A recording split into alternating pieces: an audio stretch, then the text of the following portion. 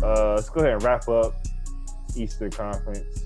What is this? Semifinals between the Raptors and the Celtics. Mm-hmm. That's probably the best series in the bubble. You guys think so far?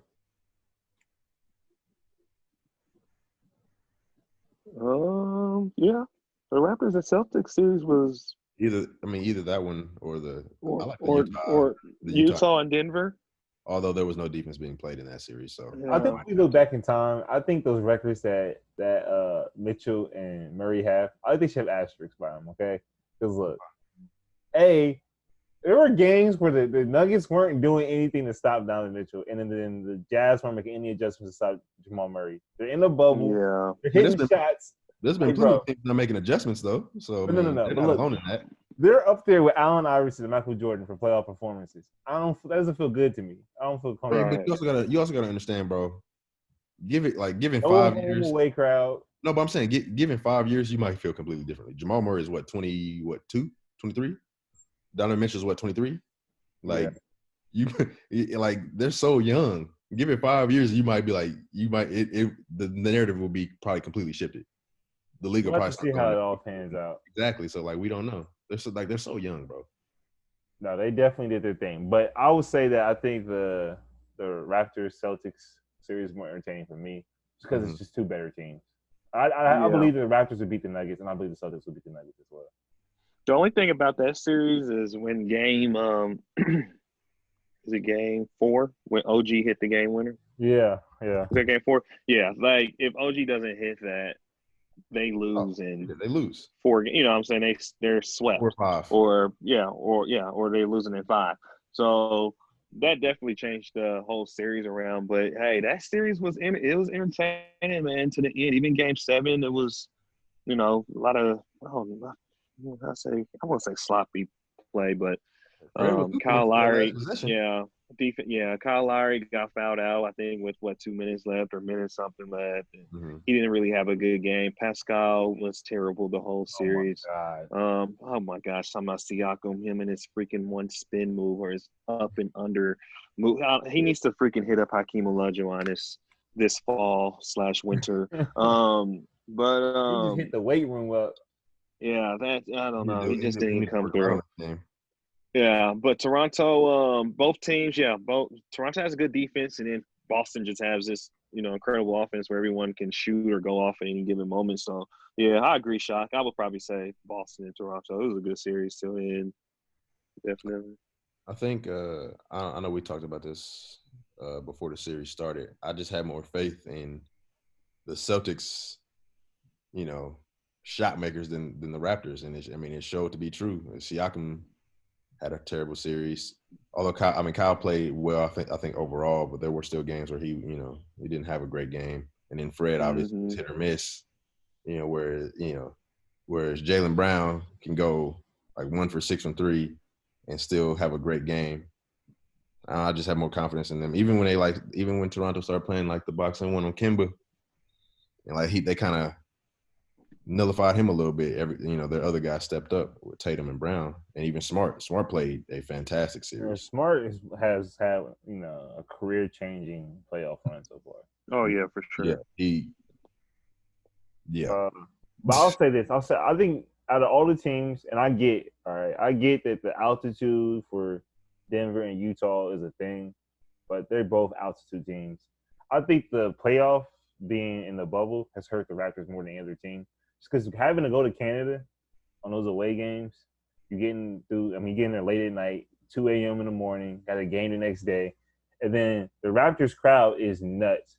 It's probably top 5 crowds in the league. The We the North people or whatever. But is that necessarily Jurassic Park? No, I'm saying to you is this too. It's like the way they plays into the crowd. Like, let's say the Lakers, right? The Lakers are an up-tempo team. They fast break and stuff like that. They're a veteran team that really just plays off of LeBron, right? You look at the Clippers too, right? The Clippers aren't like juiced up by the crowd. The Clippers just do what the Clippers do. You know what I mean?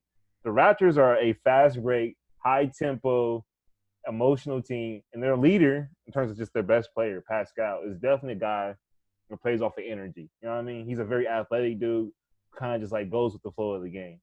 It's so dead in there that they're having to manufacture those runs.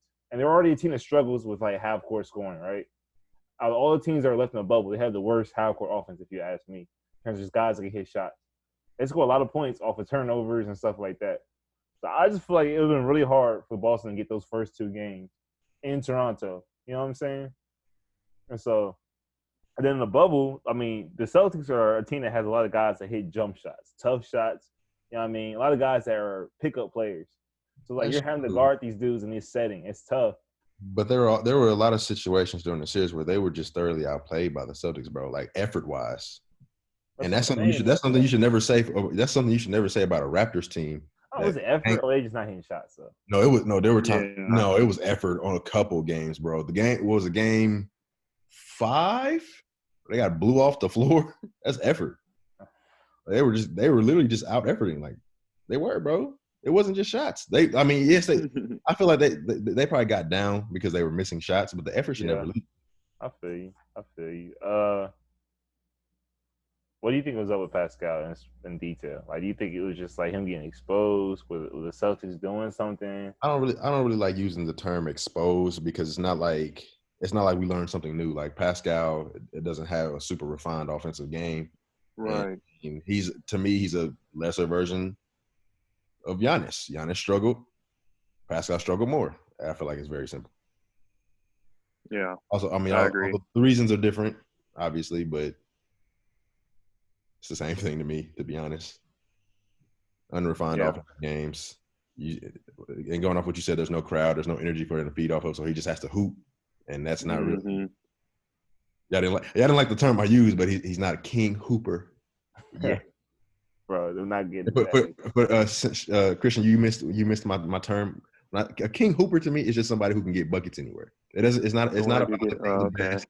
It's not about them being a top player. If you're a king hooper, you can just get buckets anywhere. And there's a lot of king hoopers. A lot of a gamer. Okay. Yeah, but I don't like that term. I like something special for basketball. King hooper sounds better. King hooper. Nah, Chris really just has. I mean, yeah, he broke it down. I mean, Pascal, he just has to work on his offensive game. I don't think Boston was doing anything special. I really don't. It's just like when he got the ball, literally, it's like he was doing the same moves and same stuff over and over and over again. It's like, bro, just stop. It's not working, and Kyle Lowry, I know, mentioned, he's going to be hungry. He should be hungry. And this and that, he's going to go into the season and read all these articles and newspapers about him, all that. And I said, that's probably is going to be true. Pascal, he's no scrub. We've seen the potential that he can possibly have. He could be a top 10 player in the league, if we really, put the work in and live up to his potential. But his series was bad, man. It was bad, and they needed him to perform for them to have a chance against Boston. If Pascal came out and he was averaging 20 a game, they would have beat Boston in 6.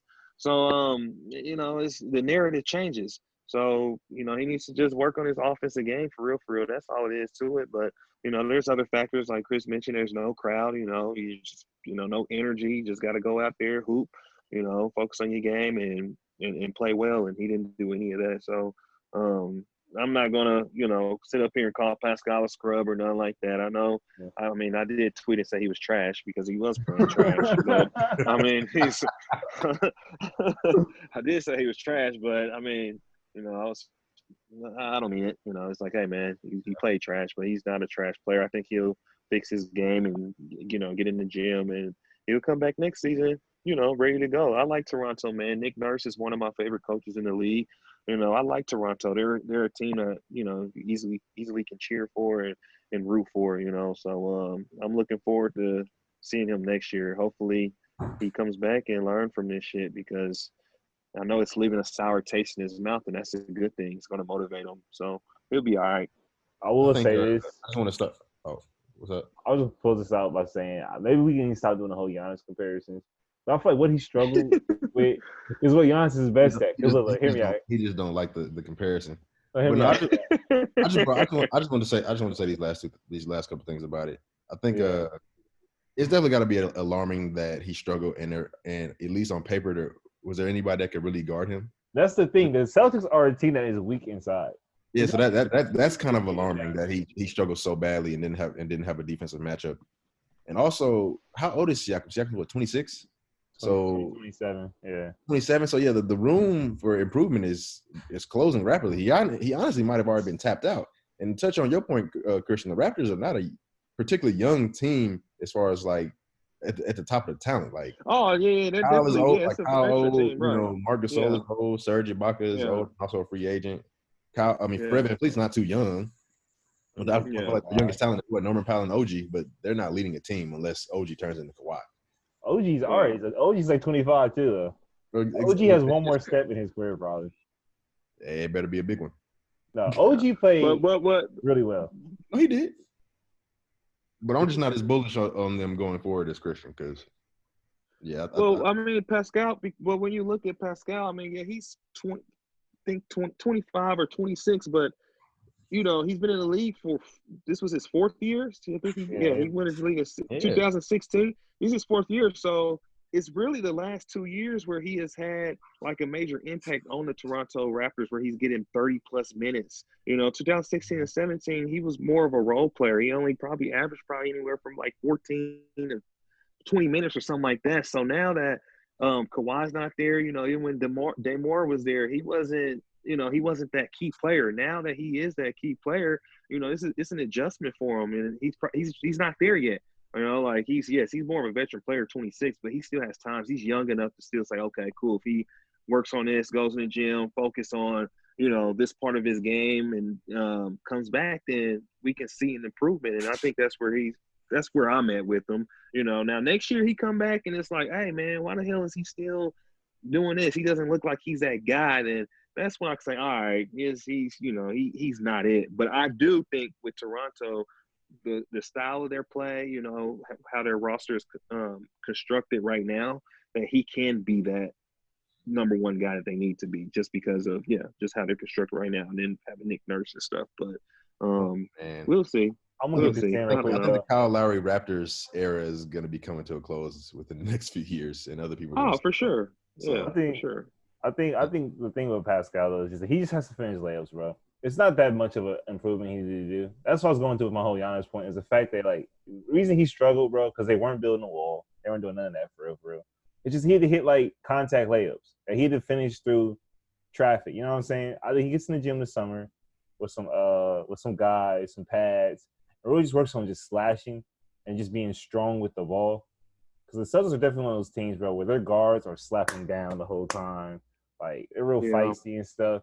And I just don't think he was ready for having to, really just, take that abuse. It was Marcus Smart, Jaylen Brown. These are guys who are just under him. You know what I'm saying? They weren't guarding him with bigs. They were guarding him with guards. And I've seen Giannis struggle with that too at times. But when that happens, he just has to, take his 2 steps, extend, and either dunk it or just lay it up at tough angles. So I think he'll get a lot better at it. And I know he works out with my boy, what's his name? Rico Hines. You know about Rico Hines? Rico Hines runs the legendary program UCLA. All the guys, Russ, Hart. Oh, okay. He's the guy to be having them runs with the okay. He was married to Christina Arnold for 6 years. Now I know. Fun fact. Right. Crazy. I didn't know that. Right. She was underappreciated in Martin. Go ahead. Keep going. Definitely straight. But I think the way he's improved every year has been drastic. I think he'll come back really strong. And who knows? I mean, we're going to talk about it soon, but he might have a little running mate with him. So, hey. Hey. Before we get to that, though, what are you going to say? On the Euro 3. I was just about to say I'm set on the Euro 3. Me too. We'll get to that in a second. Before we do that, I do want to talk about the Celtics real quick and preview them versus the Heat. Yeah. We're here. In my book, I think the Celtics are going to handle the Heat pretty well, just because I feel like the way that the Heat beat the Bucks was, Eric Spoelstra just flat out coached Budenholzer. It's no secret. We know this, whatever. But then B, it's just the way that the Heat play defense is very smart, and they play on the string. You know what I mean? So teams that are trying to beat you with just one guy, and everybody's just kind of spaced out, they were just keyed in on that. They were not letting that happen. The Celtics not going to work on the Celtics. Celtics offense has a lot more complexity to it. It's A too lot many more guys. guys. It's too many guys that can catch the ball and be alive. Mm-hmm. And guys, look at the Heat. The Heat, when they're at their best, they have Duncan Robinson, Tyler Hero, and Dragic all playing, right? Like, And none of those are three guys that can't defend. exactly. So is it going to have offense with those guys, or are they going to play with defense with Crowder and Iguodala? And Crowder, it's been a quiet secret, but he just had his best shooting series of his career. Now, I'm not a Jay Crowder hater, but I've seen him on the Cavs, Celtics, Jazz. He's never shot that well, bro. Never. So I just don't know if it's going to continue. And it's like, can you really play and keep up with the Celtics offense with Iguodala and Crowder on the court? And keep in mind, I would say that the Heat, Raptors, and Celtics had the most complex defenses as well in terms of switches, scramming, Xing on the weak side. Like, they have very smart, complex defenses. They will throw a zone in there. So they're going to be guarding these guys. You know what I mean? So it's going to be tough, man. What do you guys' thoughts on this series? You can go first, Christian. Well, the Heat is hot. We know that. They're very, very, very hot. No pun intended. Yeah. And then the Celtics, I just look at the Celtics as they just have more play. I look at them as a team that has more offensive playmakers. And I know Gordon Hayward was in. I think he was hurt, but they're saying that it's a good chance that he'll possibly come back this series. Mm-hmm. Jason Tatum looked great. He's going to be ball dominant. He's going to score. With the Heat, it's really it's more on Jimmy Butler, man. If Jimmy Butler can play well and he can play, he stays hot, then they're going to have a chance. But if he has one of those, he has one of those off days, or he's not playing as well as he has the last couple series, I think the Celtics handle him. I don't know, man. It's just like I said. It's hard for me to, this series I've been just going back and forth because. Like I said, the Heat, they got the hot hand right now, but the Celtics, they're the better team. Like, they should handle them. Yeah. So I don't know, man. Heat is tough. They've been playing so tough, even defensively, like, and how they play offensively, everyone's involved. And that's what I think makes them such a complex and very, hard team to defend, is because you don't know who's going to go out there, who's going to be the leader scorer. You don't know who's going to step up and be the second leader scorer. You got Jimmy Butler scoring 21, 22. You don't know who's going to be that second guy. Like, that's just the team. That's just how they're designed. Goran's played well. Like Shock mentioned, Jay Crowder, he's been okay. Duncan Robinson, Hero. They have a very balanced team. But I don't know. Marcus Smart on the other side, Jaylen Brown. We don't see. It's going to be a good series. I'm leaning more towards Celtics, but I don't know. Something's telling me that. I think Something's telling me that Miami might get them. It's not hard for me. I don't know. It's the matchup to watch is that man. Marcus Smart on Jimmy Butler. Like, there's a chance that Marcus Smart could really, like, take Jimmy Butler out of the game. Like, not stop him, but, like, really neutralize him. Yeah. That's a problem. That cannot happen with the Heat. What are you going to say, Chris? I was just gonna say it ain't nearby that difficult for me. I got the Celtics in. I got them in 5. I got them in 6 as respect to the Heat, but bro, for one, they're kind of there's similarities with this team. It's like they moved. I feel like they're both scrappy on defense in my mind, but I feel like the Celtics they're just a better team. Like that, the fact that when they're gonna start playing. And there's a live person on the court, and they get contributions from everywhere too. Like sometimes, like Marcus goes off. Daniel Tice has played very well. He's had very good games. Exactly. So it's just like they get contributions from other people, just like the Heat. And also, that's not necessarily a good thing. That at least in this series that they were they're winning and not necessarily led by Jimmy. Because how far do you think Tyler Hero is going to take you? Where are the Celtics' weak points? Because I think the Heat took advantage of times when, like, the Bucks had, like, Kyle Korver on the court, or I think George Hill's a pretty bad defender at this point. But they have, they took advantage. I think there's gonna be times, bro, where there's really no hole for the Heat. It won't be. Like even I feel like even like their bench guys, like the Brad Watermakers and who's the other guy? Who was the other one? Ojale, Shimmy plays. Langford plays. Grant Williams plays. Langford's not going to play this series. I just think that, like, bro, like Robert Williams. those bad defenders. No, They're not bad defenders, and they come out and they're giving effort. Robert Williams for sure is out here giving like maximum effort. I don't see them being able to stop them, and I also don't see them being able to score them. And going off of what you said, bro, yeah, that Marcus Smart on Jimmy Butler is a big deal, because even though like they beat the Bucks, there were several games in that series where Jimmy. Wes Matthews was locking him up. I don't care what anybody says. There were several games where Jimmy wasn't doing like the next game after he dropped 40. How much did he have? Like, it wasn't a lot. It was like 15 or something. Yeah, so it's just like that's the way their team is constructed. But like he's not.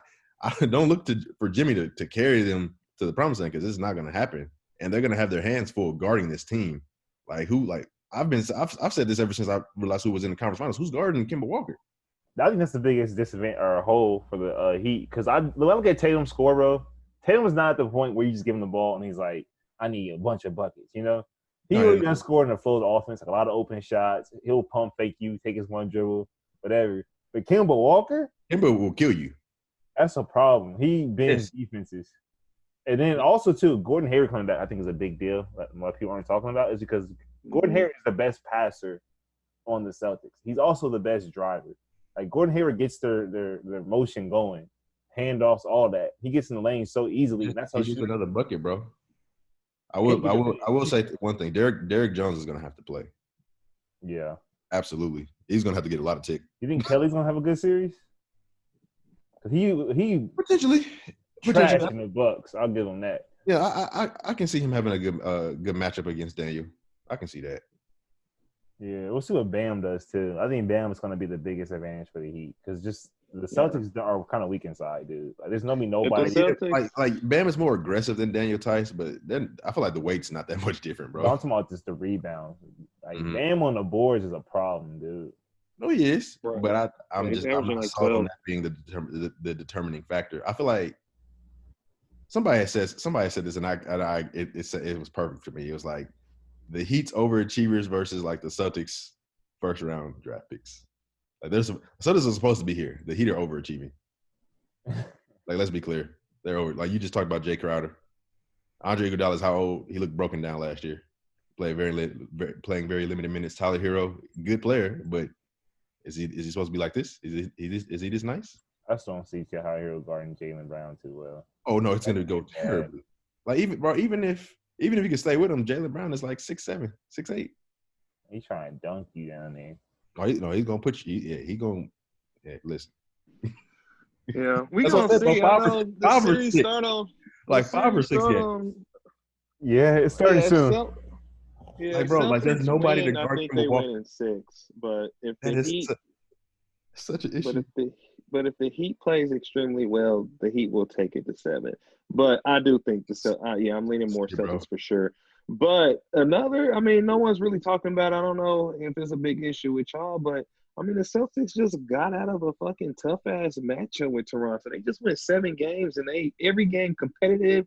They show, putting a lot of energy, things of that sort. So basically, what I'm saying is fatigue. Heat, they've been cruising, man. The last two rounds. In the bubble, I don't really think fatigue is that big of an issue. They're not traveling. Like they get. The Celtics bench is way more shallow. So like their guys, it's way more shallow. But even to that point, that means their guys are used to playing big minutes.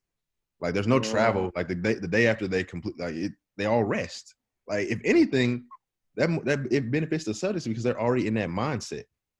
Like they're already amped up, ready. Like but I'm just saying, and they have just going by the games played, how many games have been played, minute-wise, things of that sort.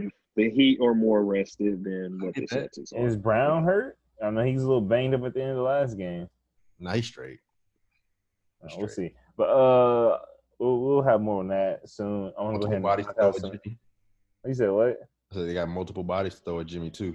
Even a lot of bodies. Smart, a lot of bodies. Man, but I'll knock out a little bit of news real quick, and then we're gonna wrap this whole podcast up with whatever the hell is going on with the Clippers.